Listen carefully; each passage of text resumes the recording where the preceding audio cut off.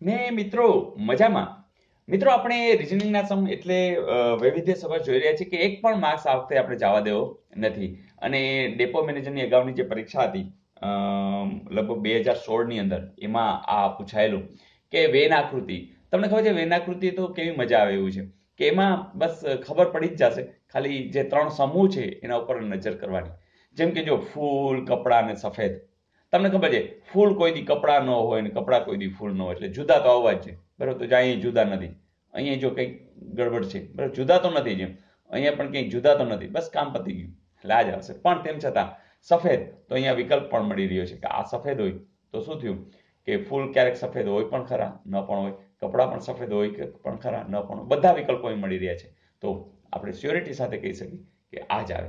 તો જ્યારે કોઈ વસ્તુ ભિન્ન હોય ત્યારે એટલે બે ભિન્ન તો રાઉન્ડ મળી જ જશે, પછી જોઈ અને એડજસ્ટ કરવાનું.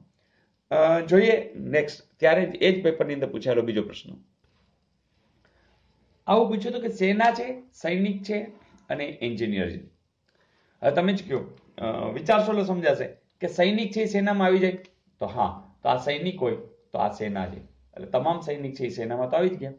હવે વાત આવી એન્જિનિયર.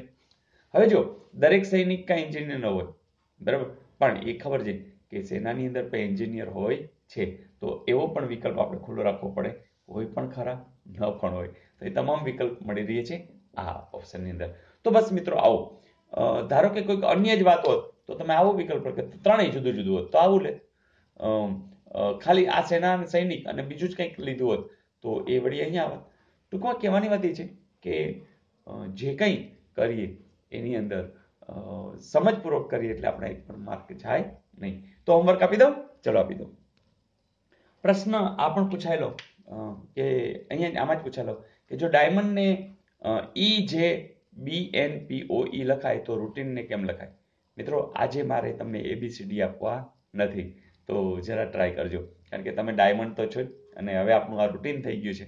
તો ચલો, મને ખબર છે, ખાતરી છે તમે આ પકડી જ લીધું હશે અને જવાબ સાચો કોમેન્ટમાં મોકલવાના જ છો. જોઈએ ગઈકાલનું હોમવર્ક.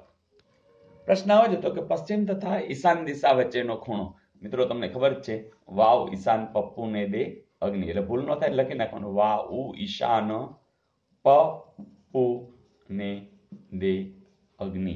બરાબર, તો હવે જોયો છે ઈશાન, ઈશાન એટલે આ, અને પશ્ચિમ, પશ્ચિમ એટલે આ. મિત્રો તમે જ કહો આ ખૂણો જોવાનો છે. તમને ખબર છે આટલો તો 90 છે અને આ 45 છે. 90 ને 45 કેટલો થઈ જાય? 135. તો 135 જવાબ બધાનો સાચો છે. મોસ્ટ ઓફ બધાએ જવાબ લખ્યો છે 135, બિલકુલ સાચો છે. અને મિત્રો આવું અગાઉ વારંવાર પૂછાયેલું હતું અને હજી પૂછવાના છે, કારણ કે નવું શું પૂછી શકે તમે જ કહો. બરાબર, એ બદલી ના કરી શકે, દક્ષિણ અગ્નિનો ખૂણો, બરાબર, અગ્નિને ઉત્તર, ગમે તે આવું કંઈક પૂછી શકે. અને તો મને લાગે છે તમે હવે શ્યોરિટી સાથે કામ કરી રહ્યા છો અને તમામ માર્ક્સ તમારા જ છે. તો બસ મિત્રો, આનંદથી કામ કરતા રહીએ, બધાને જોડતા રહીએ અને મોજ કરતા રહીએ. આવજો.